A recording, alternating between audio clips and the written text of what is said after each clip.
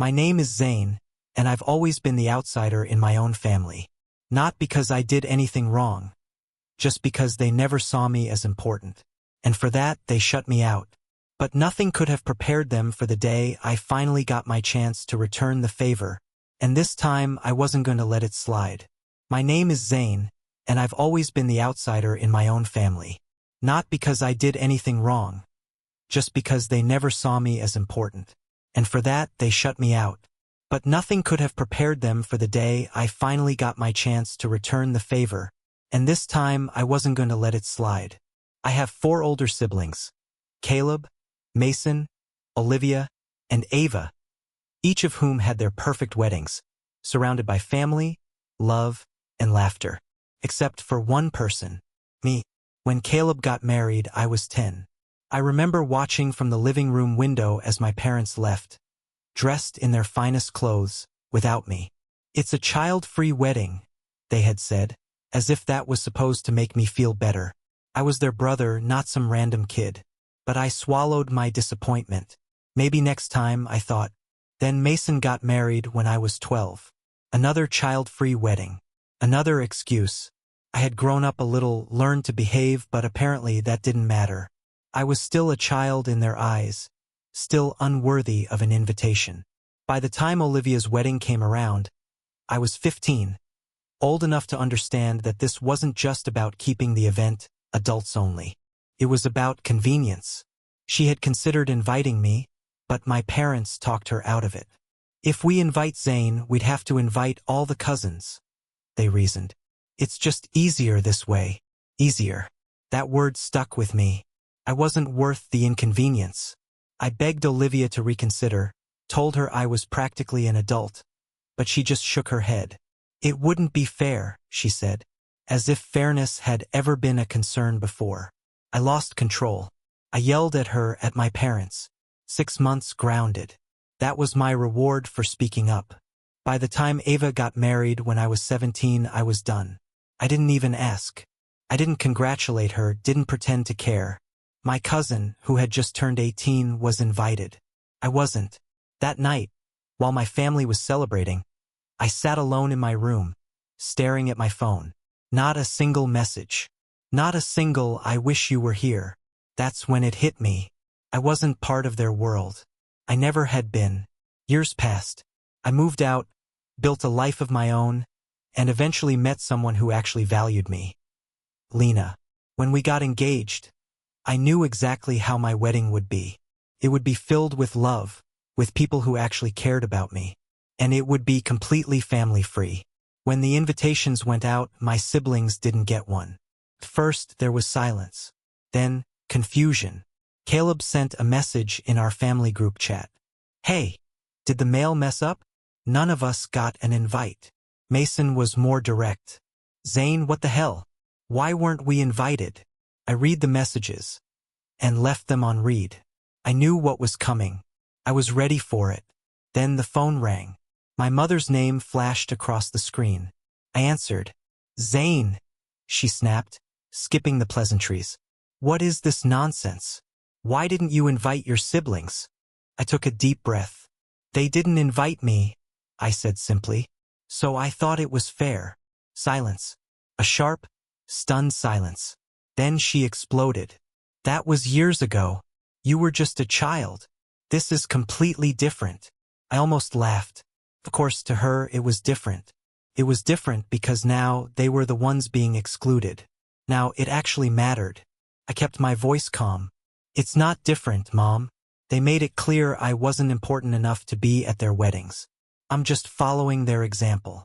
Her voice shook with anger. "This isn't you. This is Lena, isn't it? She's the one making you do this." I rolled my eyes. Of course, she had to blame someone else. It was always easier than admitting she might be wrong. "This is my decision," I said. "They never included me in their most important moments. Why should they be at mine?" She gasped, like I had just slapped her. Then, as expected, she hung up. The messages kept coming the next day. Caleb tried to be the reasonable one. "Zane, I know you were upset about not being invited to my wedding, but you were 10. It wasn't personal. I thought you would have gotten over it by now. I stared at his words, my jaw tightening. I replied with only one sentence. It's not about getting over it. It's about what's fair. His response came quickly. You're being a spoiled brat. Family should come first. I almost laughed. Where was that attitude when I was a teenager, begging to be included? Now that it was happening to them, suddenly family should come first. The worst part? They weren't even mad that they hurt me back then. They were just mad that now they had to feel the same pain. Before we continue this story, I want to connect with all of you, my amazing viewers. Where are you watching from? Drop your country's flag in the comments below. Let's see how far this story has traveled. I knew my family wouldn't take this well.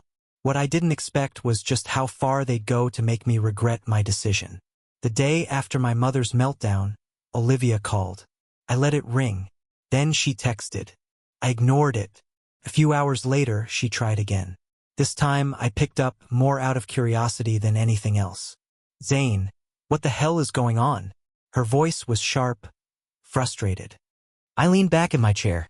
I think it's pretty obvious. No, it's not, she snapped. You're being ridiculous. You're really not going to invite us? Over something that happened over a decade ago? I let out a slow breath. Over a decade ago? I repeated. That's funny because I remember asking to go to your wedding like it was yesterday. I remember how you looked me in the eye and told me it wouldn't be fair. She groaned. Oh, come on, Zane. I was young. We were all just following tradition. I shook my head. No, Olivia. You were 23. You weren't a clueless kid. You knew exactly what you were doing. And now so do I. Silence. Then, in a quieter voice, she said, okay, maybe it wasn't fair. But is this really how you want to handle it? You're really willing to cut us out over this. And there it was. The same manipulation. The same you're making a big deal out of nothing tone that had been used on me my entire life. The problem was never what they did, it was that I dared to care about it. I didn't bother arguing. You made your choices. I'm making mine. Then I hung up. After that, things escalated fast. The family group chat became a battlefield. Caleb played the mature one, talking about how I should be the bigger person. Mason outright called me an embarrassment. Even my dad, who never got involved in any of this, chimed in with a classic, Zane, family is everything. Don't do this. I didn't respond.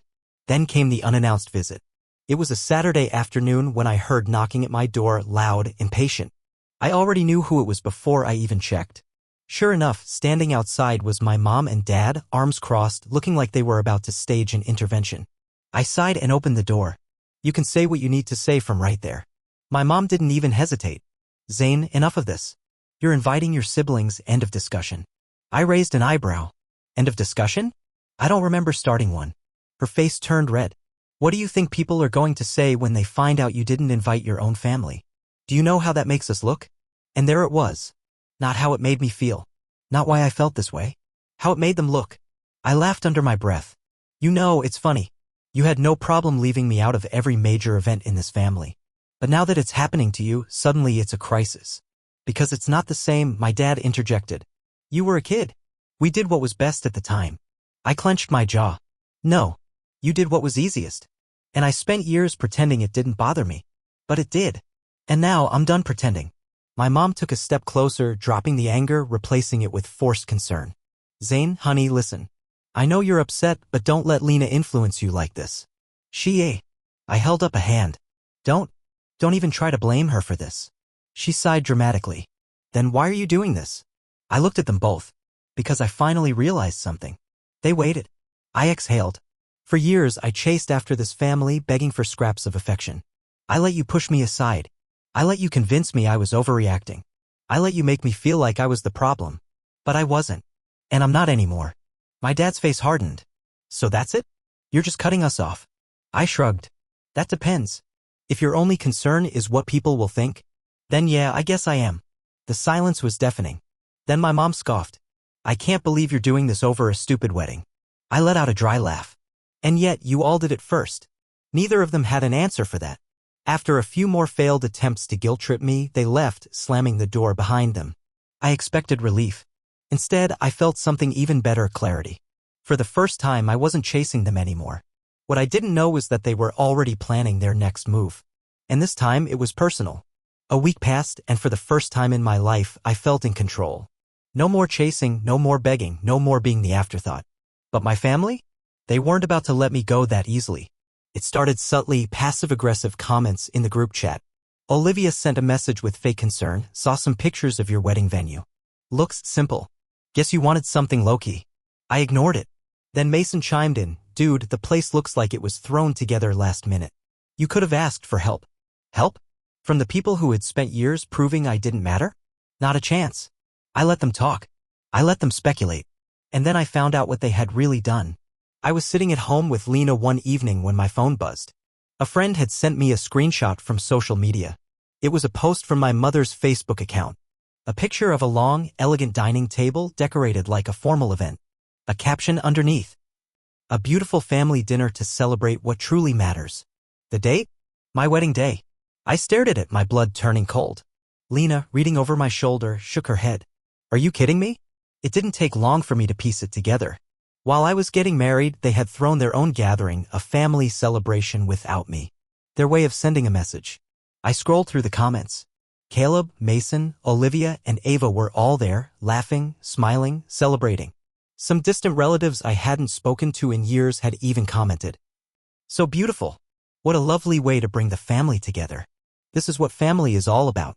Love seeing everyone so happy. Happy. They were celebrating, and I wasn't even a thought in their minds. Lena placed a hand on my arm. Babe, don't let this get to you. I clenched my jaw. It's not getting to me. I locked my phone and tossed it aside. But she could tell I was lying. They wanted to ruin my wedding day? Fine. They had their little moment. But they weren't done with me yet. 2 days later, my mom called again. This time, I answered. Zane, she started, her voice carefully controlled. I just wanted to say that I hope you had a nice time at your wedding. I almost laughed. You hope I had a nice time? Yes, she said smoothly. Because we certainly did. There it was. She wanted me to know. She wanted me to react. I wouldn't give her the satisfaction. That's great, Mom. Glad you all had fun. She hesitated. Well, it would have been even better if you had been there. I blinked. Had she really just said that? At your event? That you planned to spite me? I let out a cold chuckle. Right? That makes perfect sense. She sighed dramatically. You're so stubborn, Zane. I swear you've changed. You used to be so sweet. I used to be a doormat. I corrected. Big difference. Then she switched tactics. Well, anyway, that's in the past now. The real reason I called is because I heard some news. A little rumor. My stomach twisted. I already knew what was coming. Lena's pregnant, isn't she? I closed my eyes for a second. Of course, they had found out. Who told you that? I asked, my voice flat. She laughed lightly. Oh, you know how news travels. Family always knows. I said nothing. Well, she continued, I think it's time we put this little feud to rest, because a baby changes everything. No matter what's happened, we are still your family. And this baby, our grandchild, should know us. I let her words settle. Then I asked, why? She paused. What do you mean, why? Why should my child know you? I repeated. Give me one good reason. She scoffed. Because that's what family is, Zane. You can't just cut us out of your life. I exhaled slowly. Watch me. Silence. Then her voice hardened. You're being ridiculous. You'll regret this. I almost smiled. You've said that before. Haven't been wrong yet. And then just like that, I hung up. That night, I sat with Lena, feeling the weight of everything settle in. This was it. The final line had been drawn. And this time I wasn't looking back. Months passed. Life moved on. And for the first time I felt free. I focused on my new life with Lena, on the family we were building together. Our baby was growing. Our home was filled with love. And for once, I didn't feel like I was chasing after people who didn't care. But my family, they weren't done with me yet. At first, it was small things, more guilt-tripping messages, more attempts at manipulation. Ava tried to reach out. Zane, I miss you. I know things got messy, but you're still my little brother. I ignored it. Then Mason went for the direct approach. Dude, fine, you're pissed. But you can't seriously keep us from meeting our own niece or nephew. That's just messed up. I ignored that too. Then one night there was a knock at the door. Late, unannounced. Lena and I exchanged a look. We both knew. I opened the door just a crack. And there she was. My mother. She looked different. Tired, maybe even older. But the moment she opened her mouth, I knew nothing had changed. "Zane, honey," she said, forcing a smile. "We need to talk." I didn't move. "There's nothing to talk about." Her smile tightened. "Please, let's not do this. I know you're angry, but this is getting out of hand." I tilted my head. "Getting out of hand? You threw a fake family gathering on my wedding day. You tried to humiliate me online. You found out about my child through gossip instead of me. And now you show up here, acting like you're the victim." She blinked. "We just want to be in your life, sweetheart. In the baby's life." I sighed. "No. You want control. You want to pretend none of this ever happened, so you don't have to deal with the consequences of how you treated me." She reached out, almost like she wanted to touch my arm, but I stepped back. "Zane, you can't erase us. Family is forever." I shook my head. "No. Family is supposed to be about love, respect, and support. Not manipulation, not guilt, not control. And if that's all you have to offer, then yes, I can erase you." Her face twisted, like she couldn't believe what she was hearing. "You don't mean that." I met her eyes. "I do." She sucked in a breath, looking genuinely shaken for the first time. Then she tried one last move. Her voice dropped, softening. "Zane, one day you'll need us. Maybe not now, maybe not next year. But someday. And when that day comes, we won't be there." I gave her the smallest, coldest smile. "That's the point." And with that, I closed the door. She knocked a few more times, called my name once, twice. But eventually, she left. Inside, Lena wrapped her arms around me, pressing a hand against my chest. "You okay?" I let out a slow breath, feeling something lift inside me. I nodded. "Yeah, I really am." And for the first time in my life, I meant it. At its core, this story is about breaking free from toxic family dynamics and reclaiming self-worth. It's a powerful reminder that family isn't just about blood. It's about love, respect, and mutual support. Zane spent years being treated as an afterthought, constantly overlooked and disregarded. But instead of staying in that cycle, he chose to walk away, to create a life filled with people who genuinely valued him.